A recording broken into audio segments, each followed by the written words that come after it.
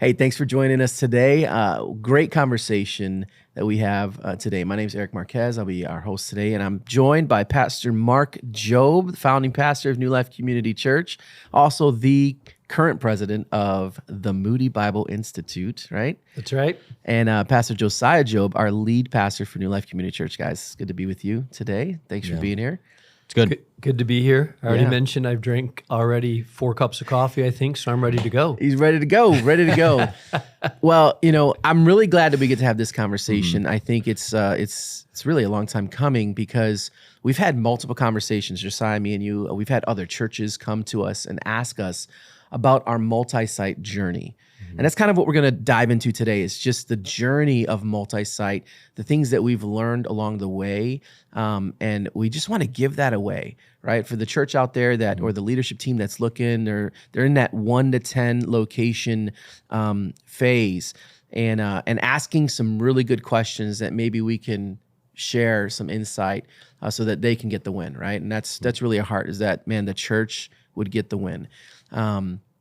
So yeah, I mean, Mark, you've had a lot of experience in this, especially at this table right here. You're probably the seasoned veteran, right?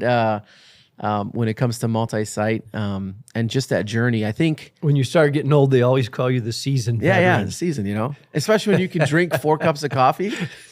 But it's interesting though, like when we were at this multi-site cohort recently, we realized like, whoa, we're the OGs at the table. Like we really are. Like we've been here since the beginning of multi-site in America, and went a unique route with multi-site in the direction because of our city and what we were trying to reach. Felt very different, right? Like, very different. Wow, there's not a lot of churches in America that we felt kind of that resonated with the model that we have, Not that, our model's the best or that someone else's isn't, but it was just very different. We felt, like we stood out a little bit, and so it was interesting. But the conversations that we heard were, a lot of churches are 3 locations, right? In between that 3 to 7 location, and asking questions about, how do I get to 4? Yeah, how do I get to 6? 4? What do I do at this what point? Structure changes? Yeah. How do we staff? How do we share resources? What do we do with preaching? And that's the focus today, is saying, how can we mine that from talking through New Life, going from 1 to 10? Where are some of those pivotal moments, those key changes? Where do things need to happen? What's too soon? What's too late for certain changes? What would you do different? What would you do different? Looking back. So talk us through the story a little bit of from New Life going from 1 church to 2 and then 3 and beyond. Yeah, I think this is an important conversation. And we have had a lot of churches reach out to us over the years to ask about our journey. Let me first of all say that, like everything, you typically stumble into this. So there was no master strategic plan that we had it all laid out, buttoned up, and figured out. We sort of stumbled into a vision of how do we reach more people in the city of Chicago. So let me rewind. A pivotal moment for us was 40 days of fasting and prayer in 1995, where the church did the season of fasting and prayer. We came out of that season of fasting and prayer saying, what would it look like to reach 1% of the city of Chicago, which was 30,000 people? And so we wrote a paragraph. We would meet in multiple locations. Now, keep in mind that at this time, there was no multi-site as we know it today. Now, a lot of big churches have multi-site. And so we wrote a paragraph of, this is what that church would look like: strong in prayer, disciple making, meeting in multiple locations, but connected. And in 1996, we started our first location, started our second one in 1997, third one in 1998. And it was around that time when we were 4 locations that we actually discovered there were other churches in America doing this. I got a call from Leadership Network telling us, hey, do you know that there's other churches that are meeting in multiple locations? I had no idea. So we became a part of a learning cohort. We were all new at it. People like Larry Osborne in California, Dave Ferguson here in Naperville, I think North Point was a part of that. There was multiple churches, and we were on a learning journey. So 1 to 3. I think 1 to 3, you're growing self. You're really saying, how do we replicate what we already have? If you've started a second service, I mean, you have some of the muscles to do that already. And so we started a second location. In the beginning, we actually didn't have, our preaching wasn't the same. That came a little bit later. And but we figured out, hey, this is how you do 2 locations. We added a third location. We started to bring the pastors together that were leading those locations because they said, hey, we want to do this together. And we started having our pastoral meetings in the same place. I was mainly coaching them as we were growing. And our main location was helping out these locations. So basically, we task our central staff, hey, help them out. And so we had our youth pastor helping lead 2 or 3 youth teams. We had our media person helping out with those. We had our Sunday school. You had central staff before it was actually coined. That's Central right. staff. Except we were just basically saying, hey, whatever you do here, now you need to add 3 other locations to it.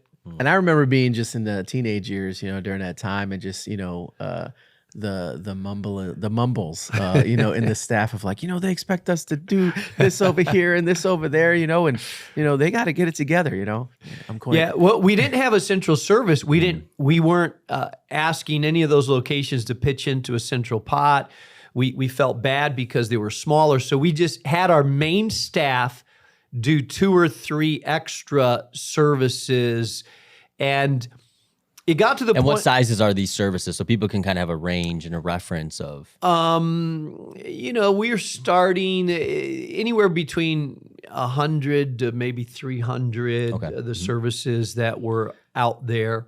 So the staff was kind of doing double duty, but the pastors were actually preaching different messages. Yeah, so we were preaching different messages. I was coaching the pastors, so I was giving them outlines and helping them with series that they were doing. But at that time, we weren't in a united preaching schedule. When we got to about 3 other locations, so we were a total of 4 locations, the centralized staff started saying, we can't do this anymore. Yeah. I mean, we're just overwhelmed with trying to keep up with our work here and service these different locations. It's just too much on us. And so we started thinking, well, we need a different system here. And it was at that time that we conceived, and I think we may have talked to some other churches. We were in the cohort by this time and realized, some of the other churches have central services. They have shared services. And so it was about when we were 4 locations. I would recommend going sooner than that. Yeah, I was just going to ask you that because there was tensions that you felt, at 1 or 2 locations or 3 locations, right? That probably warranted a central service. Yeah. What were some of those qualifiers, would you say, where you're like, man, when you get to these tensions, this is the moment that you should probably instill a central service? Well, if I were to redo it, I would start out from day one, I think, with the concept of a central service. And for those of you that are maybe new to multi-site, it's the central service that supports the various locations. Typically, HR, media, finances, it can be worship or youth ministry. And I think in the beginning, you don't have probably enough economics to have staff that's set aside to travel around. So it may be just a really good children's worker that leads the children's ministry is just coaching the different locations. But eventually, you'll need to have centralized services. That's their focus. How do we empower and help these locations really go well? So our tension point was that our centralized staff was overwhelmed. Yeah. They just had reached a capacity point and they just couldn't handle it anymore. And what do you mean by centralized staff? You just mean the staff that started from the original location. Yes. Yeah. But the mother location, so to speak. Because at one point we called it like, New Life Central, New Life South, New Life West, New Life, Yeah. North. That made sense when there was 4. Yeah. when there was one. Well, we had a guy from the business world come in and talk to us, and we laid out our plan.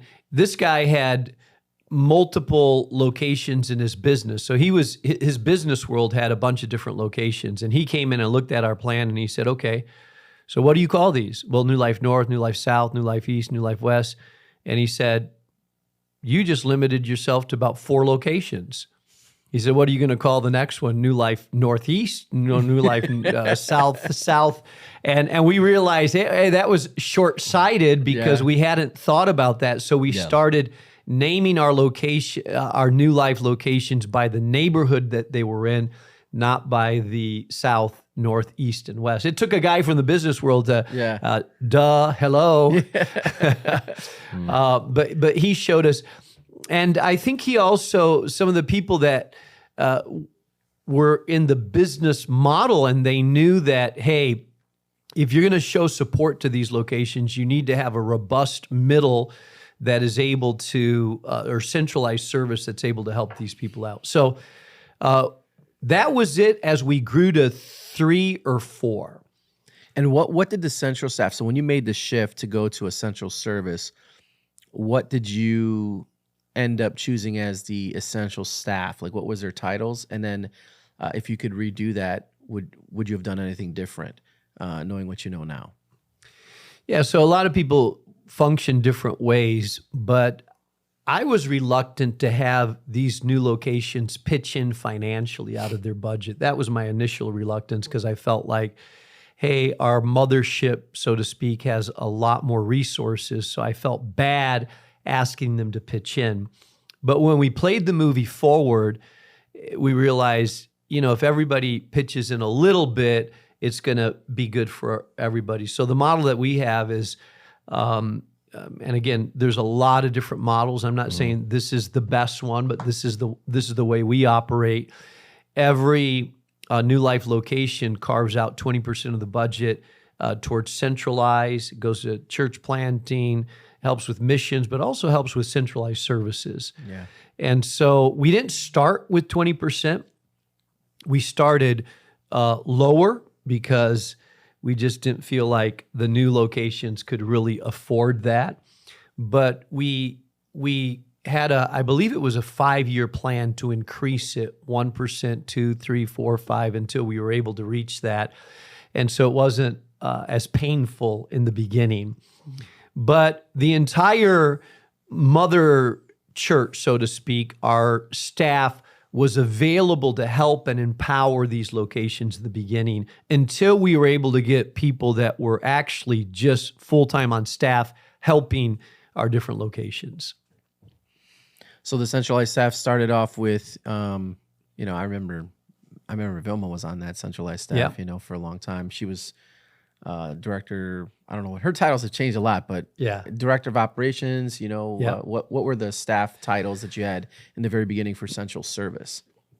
Yeah, so in the beginning, actually, we had these locations were actually, and again, multi-site wasn't there. We didn't have a lot of training. These locations in the beginning did their own finances. But we were one church. These locations were doing their own finances. And after a while, our financial director came to us and said, hey, we're going to jail. No. kind of like, hey, these people don't manage the finances well, and I can't keep up with them because they were volunteers. They didn't have full-time staff. And so I remember when we made the decision to manage it all out of one office, and that was our team was taking on a lot more responsibility. They had to manage things. It was a big move when we were about 4 locations to manage it all centrally. That was big. I remember when we first started preaching out of the same series, the pastors kept asking me for outlines and series, and I felt like I was spending a lot of time coaching them on preaching and teaching because some of them were bivocational. So I said, hey, why don't we do a series together? And they said, okay, and I prepared most of the outlines, laid it out for them. We had the graphics.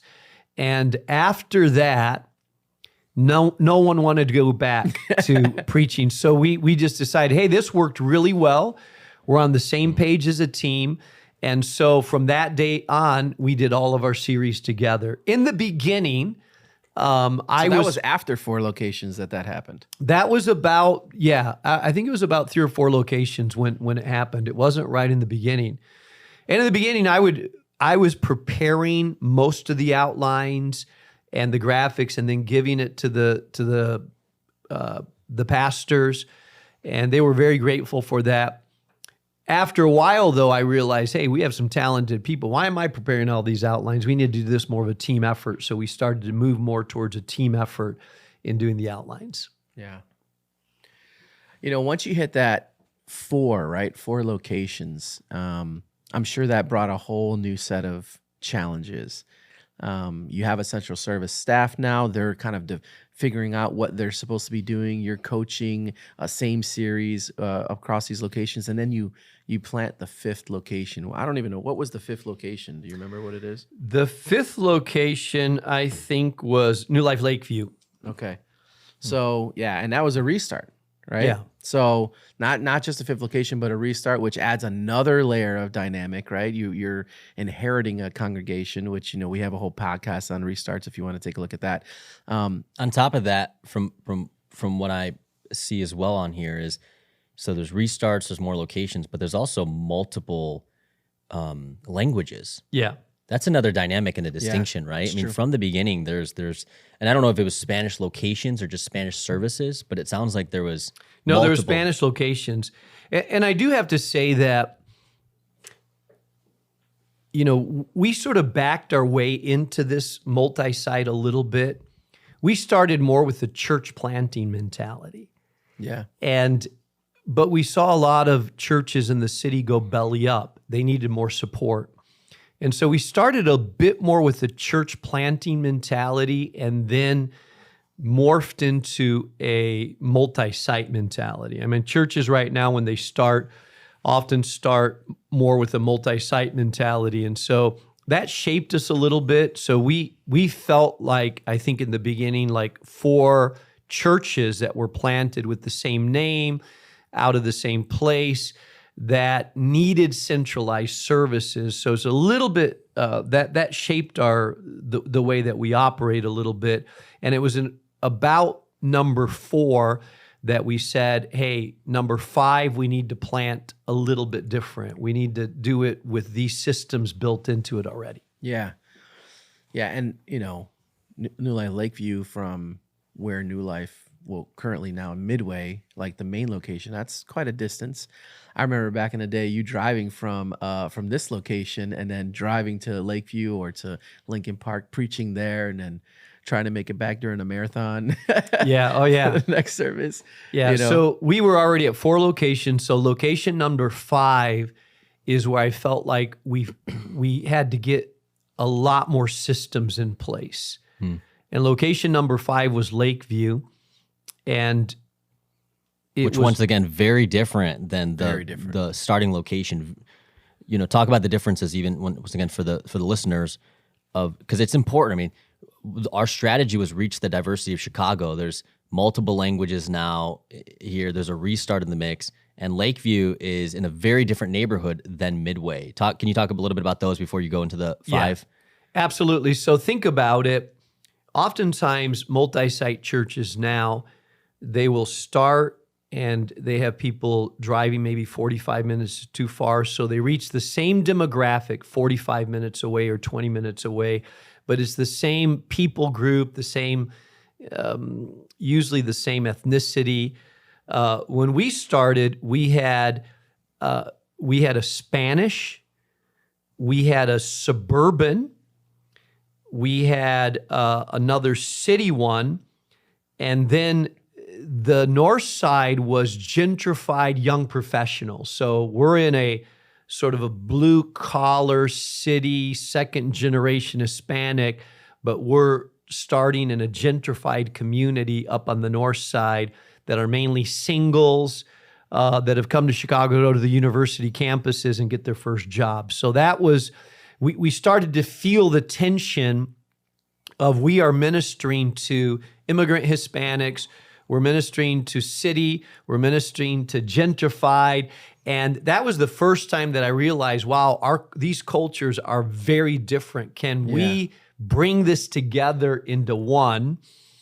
And literally on the north side, we had, it was during the grunge culture a little bit. So we have these people with multicolored mohawks and piercings all over coming into this restarted Baptist church with these 80-year-olds in suit and tie. And so this was quite an interesting dynamic that was happening there as we started up in the Lakeview neighborhood. But we brought our worship team from our main location up there, and I would preach up there at a 9 o'clock service and then travel back. But we started to realize we need systems. Yeah. We need systems in place. And so by our fifth location, we were all preaching the same message. We had gravitated towards everybody doing the same, our finances being paid out of one location. We started developing more the systems of multi-site. In other words, we can have different styles, but what are the negotiables and non-negotiables that make us New Life? Yeah. Yeah. You know, it's interesting. I think once you get past that 4 location mark, I wonder, Mark, were there any other churches once you got to the 5th location? Was there anybody you were reaching out to learn? Is there anybody, you talked about this cohort in the very beginning where you guys were learning this together. What did that community look like of learning at 5 locations? Yeah. There were some churches, like Life Church was a part of that cohort in the beginning. They were very different than us because they were, first of all, they were video model and versus live preaching. Versus live and preaching, and they were reaching similar demographics to the mother church. We were the only urban campus doing live teaching as opposed to video.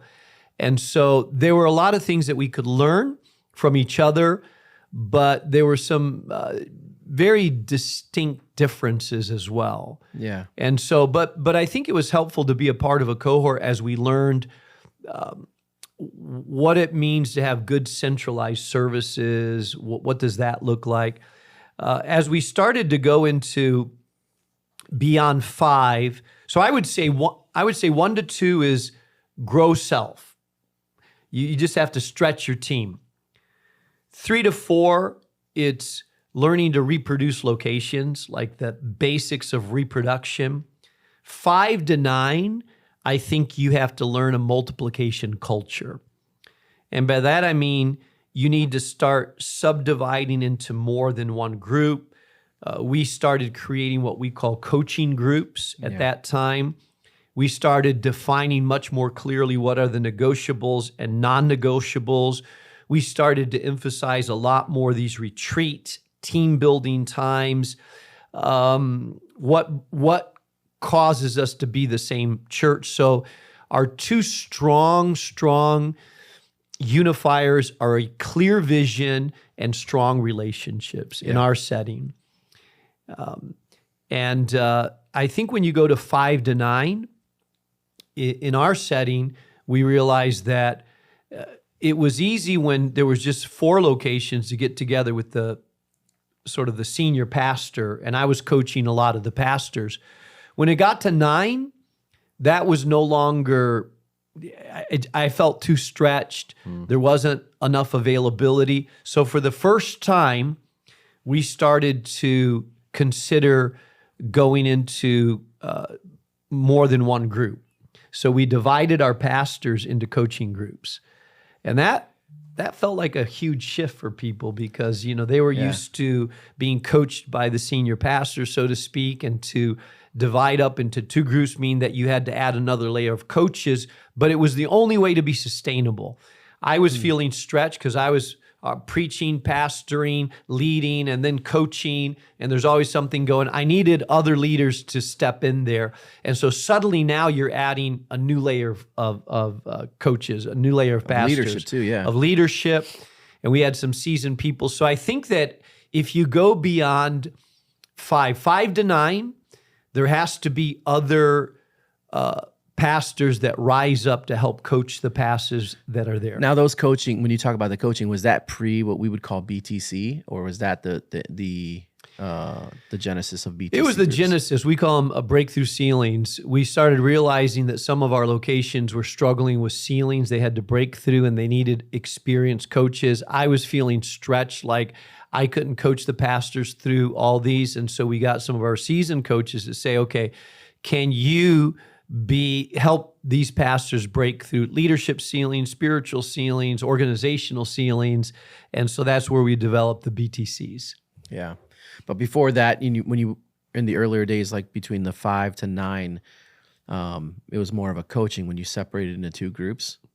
Yeah, before 5 to 9, it was pretty much I was meeting with all the pastors myself. Yeah. And sort of walking them through that. I was the one that had been a pastor for the longest time, and so I was walking them. I realized that I had reached my limit and capacity, and that some of these pastors needed more help and attention than I could give them. And there was other seasoned people on the team that could help out. I got a quick question, and it's related to the multi-site, but I think about our model, right? Here's, Mark Jobe, with a vision for Chicago, and through prayer and fasting, you come up with this vision. Well, this is what the church would look like, but yet at the same time, you see other churches that are going a different route, multi-site but with video, right? Multi-site, but their central service or their contribution to the central service idea is not 20% but 100%, right? Very, very different model, but yet you chose this avenue, and I wonder for the leadership team out there that's looking at like, man, do we just follow this kind of cookie cutter that seems very the same in a lot of places, but we're different. So what made you during those days say, no, we're going to go this route. We're going to be okay with the tensions. I hear you talk about a lot about that. We're going to live within the tensions. What made you go that route, and what could you say to a leadership team that's feeling maybe the pull to do something, to take a risk, to do it a different way than maybe the way some of the other churches are doing it? Why would they step out in faith and risk? Yeah, so I think you can learn from each other, but I think that every setting is unique. So we learned a lot from the churches that we were connecting with and rubbing shoulders with. We went down a live teaching model in part, I think two reasons. One, in part because I came from the mission field where I grew up in a setting where there was a lot of different cultures, a lot of different languages, and I had seen movement. I played this forward, and I was a little concerned about certain things being too centralized.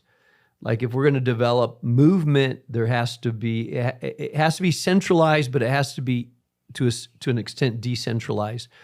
The other thing that almost everybody went with the video model, which makes a lot of sense. And I'm not against video. I think there's awesome churches doing it. And we've experimented. We've done some video as well. I think it's a great way of moving forward as well. But in our setting, it was very multicultural. And I felt like it was important that some of the faces of our pastors would represent the ethnicity of the neighborhoods that we were reaching. And so because of the diversity of Chicago and the diversity that changed neighborhood by neighborhood, you wanted there to be multiple. You wanted it to be local leaders in the neighborhood that Yeah. would reflect that and be able to maybe even culturally be able to minister more effectively. Yeah. So we embraced what I would call a parochial or a parish model. A parish model is most of the multi-site were a bit more of the mega model, where you build a box, have people come from a lot of different places, but it represents typically white, suburban, middle class was most of it, which need to be reached. They're as lost as anybody else as Yeah, well. true. But our setting was much more city, urban. The buildings available were smaller. A lot of them had no parking. So we went much more, let's start more in different communities, in different neighborhoods, and customize the worship experience to fit for that community. So in the Lakeview neighborhood where we started, it was the highest concentration of gays and lesbians in the entire state of Illinois. There was a lot of young professionals. That was very different from the Mexican immigrant community in Little Village, Yeah. which people didn't speak English. A lot of them were undocumented.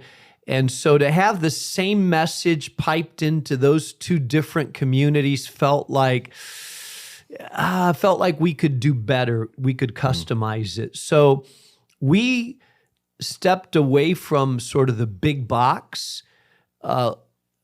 same homogeneous locations, and we went for a parish model that was customized for those neighborhoods. Now it brings its own complexities. Yeah. Because now you're dealing with a bunch of pastors that are leading smaller to medium-sized locations, 100 to 300. They're different. They're in different communities. They're reaching different people. We're not doing the same songs. The message has to be preached in a different way.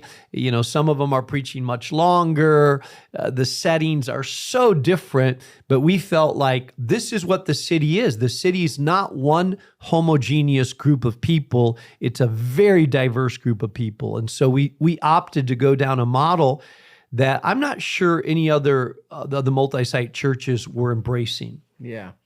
And it takes risks to step out, right? And say, I see what is maybe a trend, right? And this is before social media. This is before, even YouTube, right? Where you could watch what other people are doing in real time.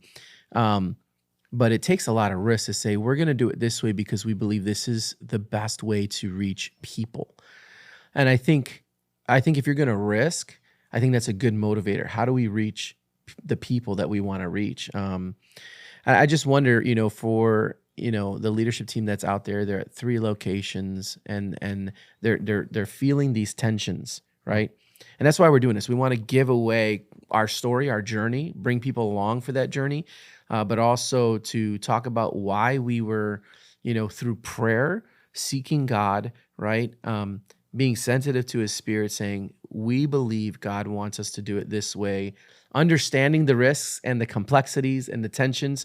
And honestly, maybe a good question is, what didn't you know was going to happen that you found out the hard way? Yeah. Mm-hmm. Well, there's so much I didn't know, but probably about that season when we had reached maybe 9 or 10 locations, I jotted down some of the lessons that we had learned. And let me just throw those out rapidly. Pivotal lessons we learned in the journey: the importance of fasting and prayer for directional empowerment. There it is. Developing a culture of multiplication that permeates the church. In other words, you have to develop a culture of, hey, we are multiplying, and you may leave a location to start a new location, and we want pastors raising up pastors that launch out other pastors. So can you pause there real quick before you continue on? This is good. So talk a little bit practically about how a pastor leader can do that. They're at 3, they want to get to 6, they have a vision to reach their city, their community. How do you do that practically to make sure that seeps into the culture, and that not just the leadership team, but the congregation, like you said, has a mentality of, oh, we're going to keep doing this. We need to be prepared. Maybe we'll go. Yeah. I think you have to develop, a missional mentality, and I think that you replicate what you celebrate. And so we have talked a lot about, hey, we need to celebrate new locations. When we launched a new location, oftentimes we would do a live video camera of the grand opening so that people can celebrate. We would say, this is us. This is our church. If you know, some of you need to be launched out to that location, or some of you have relatives or friends that need to go to that location. And so developing this sense of mentality is, I'm not just a consumer saying I'm comfortable at this place, but I'm part of living on mission. So I need to launch out and start a new location. And so it's hard for the existing pastors to do so. But I think we've told this story before, but I think of Chewy Garcia, for example, who he was part of our security team forever. His wife was involved in Sunday school. I'd see him standing in the same place. But when we went to launch a new location, we said to the entire congregation, if you live around that area, if you're ready to go to the next step, we release you to go. So we release you to go. And a whole bunch of people like Chewy Garcia, who was faithful, never had been a part of our leadership team, elder team, he went. And it was at that new location, they were looking for leaders, brought him into the leadership team, realized that he had a desire to lead, and he was launched out to start a Spanish service. But it's because we told people, hey, we have a release mentality. We're gonna release and increase. Yeah. And so I would say to a pastor that's out there that's trying to build a multiplication culture, that you need to be celebrating new locations. You need to give people a missional mentality, like, hey, I know you're comfortable here, but we're challenging you to get out of your comfort zone and help start new locations. I think another thing, and this is more of a personal testimony for me, and Mark, whether it was intentional or a byproduct of just the vision, was there was a vacuum for opportunity. Yeah. So I grew up, leading worship since I was 13 years old, starting with the youth church and then at the main location and then going to other locations. So a lot of times we'd launch a location and, I don't know if you're a church out there where the last thing you think about is who's going to lead worship, but, sometimes churches do that, but, and so we needed worship leaders. And so I remember going to all these different locations, being a part of these church plants or restarts through the worship model. I remember going to Lakeview and I remember going to even Lincoln Park. That's right. And, not wanting to go, but basically going to that community to start a worship team from that community for that community and then moving on. But you develop this go and start culture, Yeah, absolutely. And what happens when you start, think about it, when we started, we had one worship team, one preacher, one or two preachers, and a worship team maybe with substitutes in it. Now we have 27 locations with 43 worship services, which means that we have at least 30 worship teams and 30-some preachers. Four different languages. In 4 different languages. What it forces you to do is you have to think pipeline. You have to think training. You have to think, how do we raise worship leaders and small group leaders and preachers? And how do we raise mentors that do this? How do we raise? And so most churches do that incrementally. But as you start to multiply, you have to think exponentially. Like, how do we do this in an exponential manner? So you get much more intentional about training, releasing, empowering, coaching. And you've been a part of training worship leaders. We got more serious about training pastors, preachers. We bring in all of our small group leaders. We just had an event where we brought in 400 small group leaders and their assistants and trained them centrally. And so the other thing that we learned is you have to live between the tension of centralized and localized. That's a big conversation right there. It is a big conversation. You know. Number 4 the power of language in defining reality of our vision. We moved away from calling ourselves central because we felt like it implied that the other locations were satellites. Language is important. Yes. So we didn't say we divided for a new location. We say we multiplied.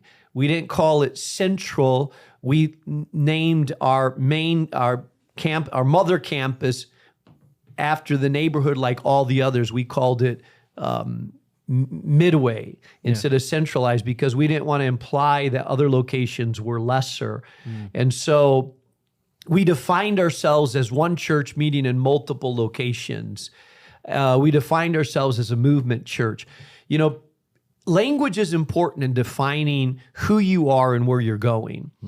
And I think people need to think through language. Number 5, lesson we learned, the unity of leaders through strong relationships and compelling vision. We realized that the bigger we became, the more intentional we had to be about relationships and bringing people together. Number 6, the value of giving leaders room to rise as high as their calling will take them. We realize that not every leader has the same capacity. Right. So some pastors are going to pastor a church of a certain size. Others have maybe a higher capacity. And so we let pastors rise to the level of their capacity. We kind of fan it, encourage them, and just say, go for it. We also learned, number 7, we learned to cultivate unity in the midst of cultural and community diversity.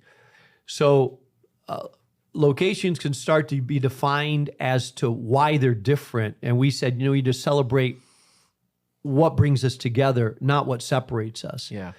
And when a pastor or leader starts defining themselves about their uniqueness and that becomes their banner, they're really saying we're distinct from the rest because of, as opposed to we're united because of. That was important. Number 8, a kingdom of God understanding that compels us to seek transformation of our communities. We also in the city area realize, hey, we need to be not just reproducing locations, but also we need to be transforming the communities that God has placed us in, which led to the birth of New Life Centers that really focuses on the needs of the community. That was important for us as an urban church.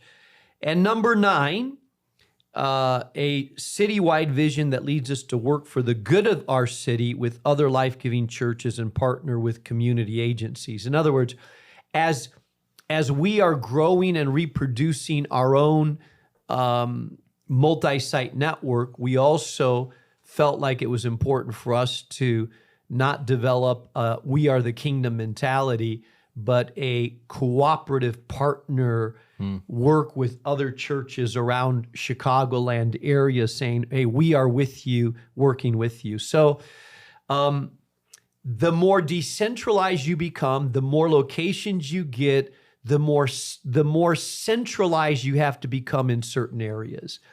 And I think that's a big lesson. And can we talk about that? One of them, to use your language, you said living in the tension between centralized and localized. Yeah. We're talking to leaders and pastors who are in multi-site right now. So they have a few locations, they're looking to the future. Some of them are already feeling that tension. So can you speak to what you've experienced, what you've learned in that regard, and how you can coach some of these leaders that are listening that are saying, man, I'm feeling that right now. I'm feeling the tension at 5. I'm feeling the tension between, this is our local, this is us, and that's you, or the they. Yeah. Or them. There's always a art and a method to the right tension. And I like to describe it like tuning a guitar. I grew up in Spain. Everybody plays a classical guitar. You had to tune it. If it's tuned too high, then the pitch is off. If it's tuned too low, then the pitch is off too low. There's the perfect pitch where it has to be just the right tightness. And I think that's true of centralized versus decentralized. if you have a high centralized and high control, then people that are creative and people that are leaders will feel boxed in, tied, and they will feel like, I need more freedom to be able to be expressive. If you have too loose, then you struggle with, well, what defines us together? What is it that actually makes us New Life? Because people can start to go in a lot of opposite directions. So I think you have to be very clear about what are the non-negotiables and what are the negotiables. What are the requirements and what are the options? And so we've had to, over the years, get clearer about those definitions. And that's an ongoing conversation, by the way, that you have. This is not a one-time conversation. So some of our non-negotiables for New Life, we all have the same name. We all have, so the reason that we feel like name's important because it defines identity. When a family has the same last name, you're defined by it. So we have the same name. We have the same logo. By the way, over the years, we've had some of our locations try to alter the logo and change it around and customize it. And we've had to insist it on, no, hey, they say, well, this fits our neighborhood. And we have to say, yeah, but we have to guard the integrity of our logo because what it does is it tells us we are part of this family of churches. We have a 10 commitment document that we have our pastors sign every year because we want to make sure that it's not ambiguous what the expectations are. Our discipleship's method, how we disciple people, that's non-negotiable. We all embrace the same discipleship method. Our teaching series, we give some flexibility. If a location is going through a certain time, we have what we call prophetic pauses where we allow pastors to preach what's ever on their heart. But by and large, we expect everybody to be on the same preaching series because we want the church to be flowing together. We require all of our pastors to attend weekly meetings of coaching and training. They're all in it together. All of our locations have small groups and we call them by the same name and we go to training together. All of our pastors' wives are part of a bi-weekly gathering because we want to make sure that they're healthy and strong together. So we have certain non-negotiables that we all embrace together and we clarify those, we celebrate those, we explain those. Now, we have other areas that are negotiable. Worship style. I mean, it runs the gamut from pensive, small, just a piano and a guitar to waving flags and tambourines. To the Kachi service has like 40 members on it. Kachi service has 40 members and horns and service times. We don't dictate service times. People choose their own service times. Style of preaching. We don't have one style of preaching. We have a text and a message, but you may be a, jumper and, a high powered pitch. You may be a little bit more of a sage and, we don't dictate. Although there for a while, everybody was shaving their head and getting a soul patch. I don't know where that came from, but we don't have a dress style that we impose on anybody. Sometimes some of our cultures are a little bit more formal and some of them are more lax. And we don't have a certain way we reach out to the community. Yeah. In other words, we let our locations be as creative as they want to be. Yeah. Some of them have food pantries. Some of them have, celebrate recovery. Some of them do neighborhood gym times. And in others, we say whatever works in your community, we'll let you do it that way. So there's a lot of flexibility and creativity when it comes to how you do the service, how you reach out to the community, what style you have in your service. But there are certain areas that we expect all of our New Life locations to be fully engaged in, and they're non-negotiables. And we have to continue to re-clarify those, and as a team together say, yeah, these are our non-negotiables that we all embrace together. And I think any multi-site church is going to have to wrestle through what are your non-negotiables and what are your negotiables.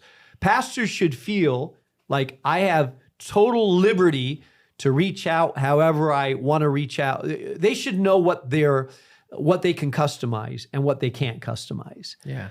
And I think the larger you become, the more important those conversations are.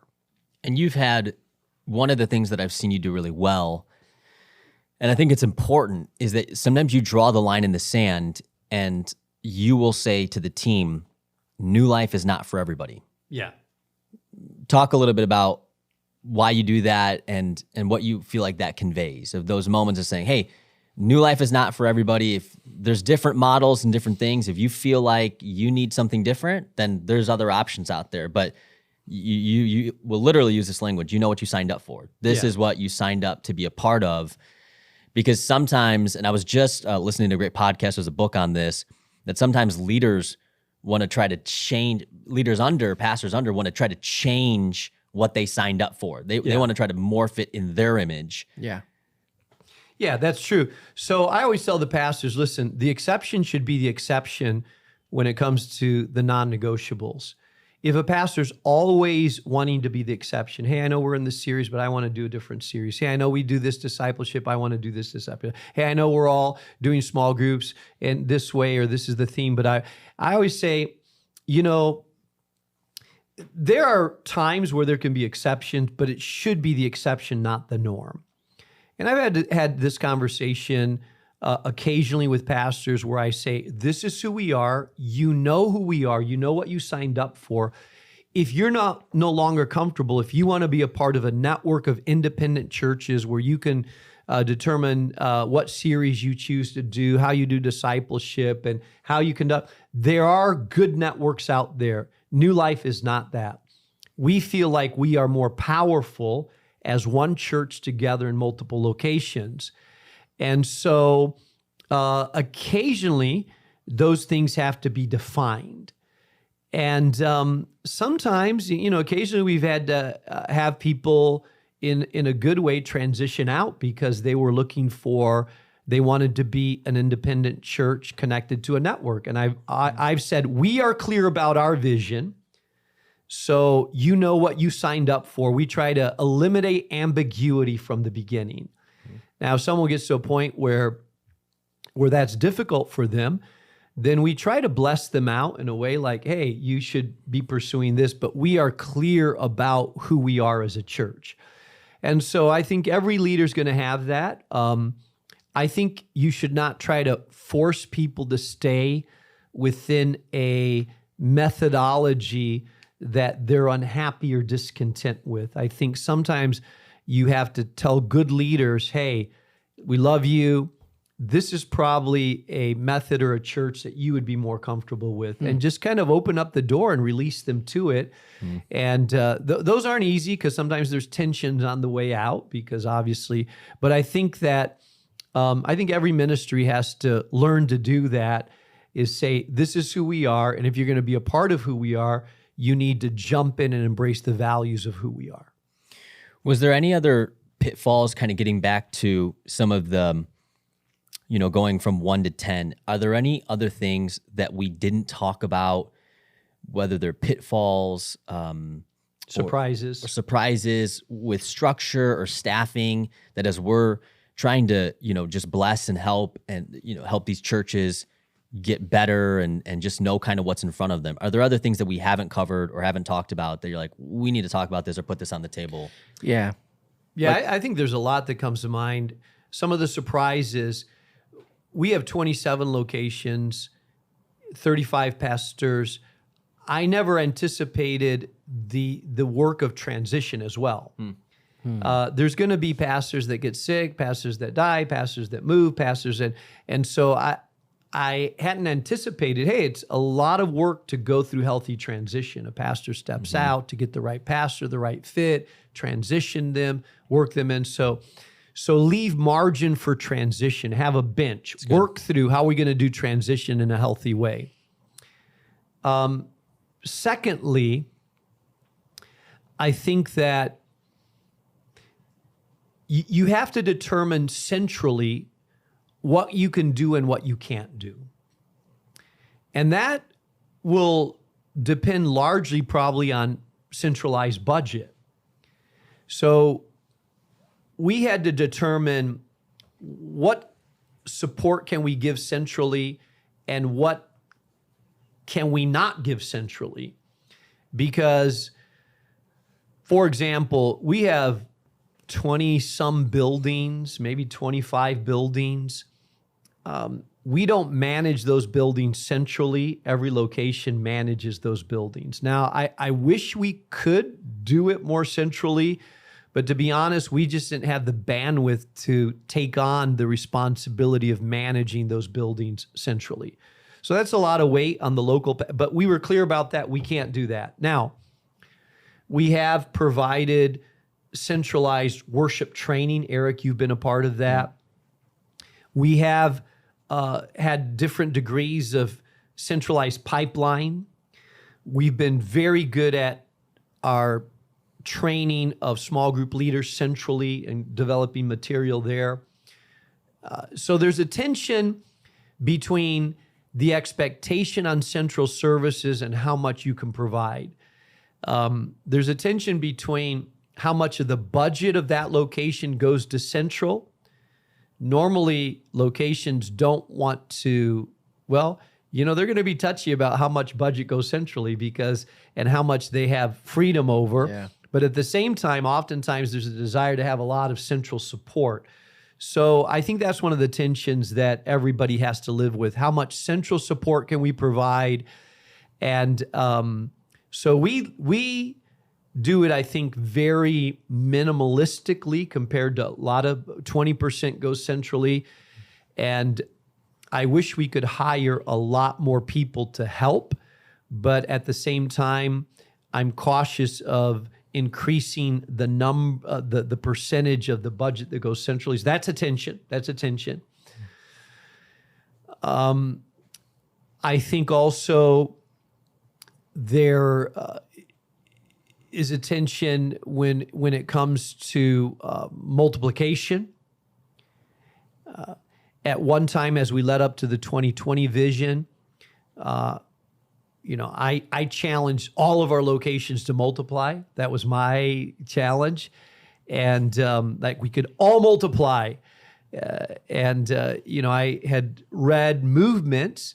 Everybody multiplies. You can't be centralized multiplication. I realized in the process, though, that there were certain locations that were barely surviving, and to ask them to multiply really overwhelmed them. And so I think that the expectation of multiplication, how we do multiplication, it's a lot of work giving birth to a baby. Mm-hmm. And so I now realize that there are movements around the world that I look at and I say, I want to be like that, because they're planting 10, 20, 30,000 churches. And I'm like, yeah. But I realize that in America, in our setting, that we have to have much more centralized support for people to give birth to healthy, if it's going to be a decent, sustainable size. And so that's a tension as well. The amount of centralized support, it goes slower than maybe I would expect. But yet we want to give birth to sustainable babies. Mm. And so those are a couple of the tensions that come to my mind. Did you have any kind of recollection or insight on the how the team felt through some of those changes of 1 to 10, like when it felt different? I know you talk about that at when the church, even at the church level, when it went from 100 to 200, people are like, I don't know, like we're not able to all go out to lunch afterwards, and so there's a dynamic that happens with people.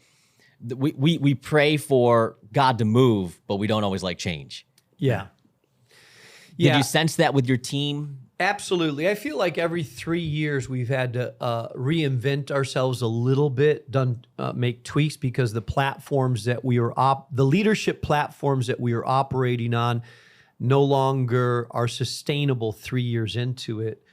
And so some of the dynamics that I think our team has felt, those that were there long term when we were, say, 6 locations and I was meeting with them every week and imparting. So there was a lot of access to the senior pastor, so to speak. I was personally coaching them.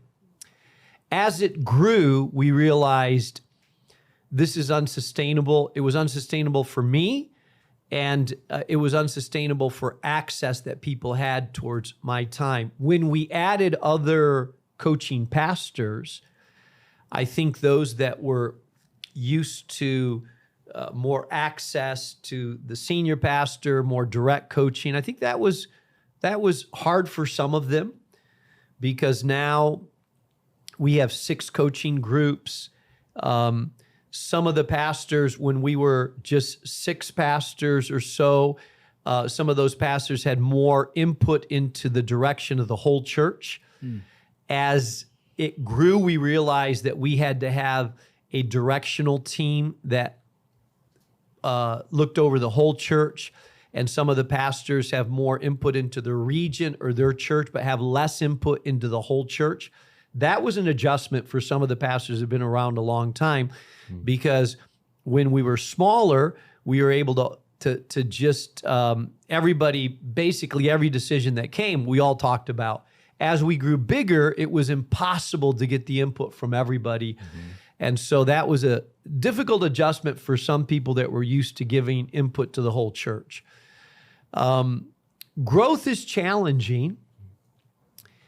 We experienced it as a church. I remember, and we've talked about this, I remember when we were a small church, we would all go out to eat afterwards at the restaurant. And I'll never forget growing to maybe 250 people in the early days when we were just 18 to begin with. And one of the guys that we had led to Christ that was a part of that, he said, I'm struggling. Why? He said, I don't know everybody in the church by name. There's a bunch of people that I see that I don't even know who they are. And I said, bro, well, we prayed for that. Yeah, but I don't like it because the whole church used to go out to eat, and now we don't. I don't feel like I spend as much time with you. So he was adjusting to access. And what I challenged him, yeah, but bro, this is what we prayed for. So now you have to view yourselves not as someone that, how does this meet my need? But now you should be saying, how do I influence and minister? And so, I think 10 years into the future, if we're 100 locations and we're in different cities, I'm sure there's people that are going to think back, hey, I remember when we all gathered together on Monday morning, but now people are scattered to different cities, possibly at multiple locations. And some people will look back at the days when we all gathered together and lived in the same city as the easy days. And so growth is always challenging. Here's what I like to say. There's a beauty and a burden to every season. It's true in parenting as well. I like the days when the kids were small. There was a beauty to that. The teenage years was different. and we could lament and look back to a certain season. The 12 disciples when they were just 12, and then suddenly they're 120, and then they're scattered all around. I'm sure some of them said, hey, remember when it was just the 12 of us? That was great. We could really hang out and talk a lot. Now we have to do it by letters, and I'm over here in Asia and you're over here. I miss those days. So I think you need to coach a team through growth. And remember, there's a beauty and a burden to every season. Don't idolize the past and don't idolize the future. Learn to live in the beauty of this season and know that change is inevitable if you're growing. If you're not growing, change is not inevitable. But if you're growing, change will be inevitable. Structure, people, places, how many people sit at the table. And that's hard for everybody, relationally especially. Yeah. essentially getting the right people in the right seat on the right bus, right? Yeah. I got a question, Mark. You said these lessons learned that you kind of jotted down. Was that, you said that was like after 9 locations? Yeah, I think it was about 9 or 10 locations. So looking back, is there something that now here we are at 27 locations, 4 different languages, is there something that you learned that you wish you knew then, maybe, and we're going back to this. I think the spot where I see a lot of pastors, a lot of churches are thinking through is that, past 3 to 7 locations, somewhere in there. What advice would you give to a church or a leadership team that, which now, maybe you would even have done differently, or that you would coach someone to do differently as they enter into that season and looking, as you say, the beauty and the burden of it? Yeah, so first of all, those that are in multi-site right now, if you're not in multi-site and you're thinking about it, I think the big question should be, how do we reach more people and make disciples? I will say, however, that you will, as you grow and as you multiply, you also multiply both the beauty and the blessings, but you also multiply the headaches. And just, you have to know that the larger you grow, the more complex, there's always going to be crisis at one level or another. And so, and beauty and blessing at one level or another as well. I'm so glad that we continued to multiply, but also remember, there's always going to be challenges. Half of the New Testament is written by the Apostle Paul correcting some of the challenges and difficulties that are there. And so it's the beauty and the pain of growth. And so I don't want to paint this rosy picture that there's no challenges. I think people, as you embrace growth, you will embrace challenges. And I think keeping pure your motivation, why are we doing this? If this allows us to reach more people effectively and make disciples, then you should do it regardless of the challenges. You should embrace it regardless of the challenges. I think that it's going to be important that your core and expanding team of people have a clear DNA of what you're trying to do. The more quickly you expand, the more you have to hire people, perhaps from the outside. The more you can raise them from the inside, I think it's the better, because they're soaked in the DNA. Yeah. But you may be expanding at a point that overshadows your pipeline. And so you have to bring people from the outside. Make sure as you bring people from the outside that you are bringing in people that match at least the values of your DNA as much as possible. I think that's important. Hey, as we land this plane, been a great conversation, super, super helpful, even just to hear talking for us through those 1 to 10 and think through things as we're thinking about the future. For the people that are listening, what would be your final exhortation and encouragement for them in this journey of multi-site? I would say the church has always been about multiplication. We multiply disciples, we multiply gatherings, we multiply churches, not for the sake of multiplication, but for the purpose of making disciples. So as you multiply, you need to ask yourself this question: what are we multiplying? If at your central location you're not making disciples, then don't expect as you multiply that you will be making disciples. In other words, you multiply who you are. So make sure that you become a healthy church that's worth multiplying.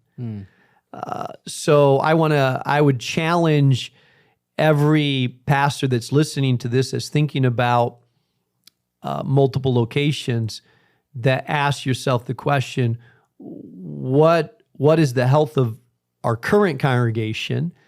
And then, is this what we want to replicate? And if it's not, then don't just think about multiplication or expansion. Ask yourself, what is the essence of what we're doing that needs to change? So get healthy so that you can multiply healthy. Man, that's great. What great conversation, just anybody watching out there, I hope that this blesses you. And we'd always like to invite your questions. Maybe there's a question that we didn't cover here today. We'd love to hear from you, and maybe in the next episode we can talk about that. But I want to thank you for your time. I know your time is valuable and precious, and we got a lot of stuff going on here at New Life. So I want to thank you guys for being here and talking about this. This is so important, right? The church. And Eric, you know what? I think we should do another podcast beyond 10. That may apply to not a lot of people. Man, that's the unknown waters, that's right? That's the uncharted. There are very few locations that we got.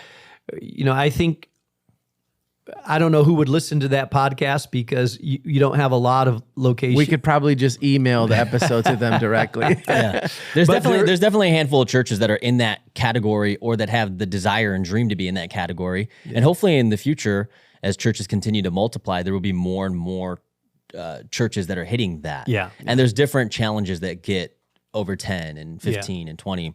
And I'd love to shoot another episode. And seriously, thank you as well for just being a pioneer in the multi-site church planning world. I mean, you and the team have really navigated and figured a lot of things out. You didn't really have a road to follow or a bunch of books written on this. And so thanks for pioneering a lot of this for the church today, because we stand on the shoulders of leaders like yourself and other leaders who have navigated this, some of those that were at that original leadership network gathering. So thank you. We've stumbled our way through it. Great, by the grace of God, that's the way it is. The hand of God helps you stumble your way through it. And so, but I'm very excited about where the church is at today. We're seeing more people coming to Christ, more impact, more transformation in communities, I think, than we've ever seen before. We had our largest Easter, 12,000 people we ministered to over the Easter weekend, and literally impacting thousands upon thousands of people in the city of Chicago, from CEOs to asylum seekers now. So I think we live in some of the greatest days of opportunity right now. And I hope that some of our listeners know that and see that. I don't think it's unique to Chicago. I think it's a Kairos moment. So this is a time for us to multiply. This is a time for us to aggressively wave the flag of Christianity, because I think there's a harvest moment that we are approaching and that we live in. And so thank you for thinking about multiplication and even having the desire to not just be comfortable, but to multiply. And speaking, of those that are watching, I think it'd be great, Pastor Mark, if you could maybe close us in a prayer, praying for those that are watching, churches that they're obviously watching this podcast because they're seeking clarity. They're looking for vision, right? They're looking for strategy. Maybe we could pray for them, those that are listening, for that clarity, for the vision, but also for the courage, right? The courage to step out and to risk. Would you mind just close us out and praying for our listeners today? Yeah. So, Father, we do thank you for that pastor that maybe is frustrated right now because they're stuck. Maybe they don't have the right leaders, or maybe they feel like they're missing the resources, or maybe they feel like they have too much on their plate. God, I pray for grace. I pray for understanding. I pray in Jesus' name that they would persist in allowing you to make a way, God. I pray that the words that we've spoken during this podcast may be of encouragement, or maybe even help a pastor that's currently stuck find a way to get unstuck and to break through that ceiling that's been holding them back.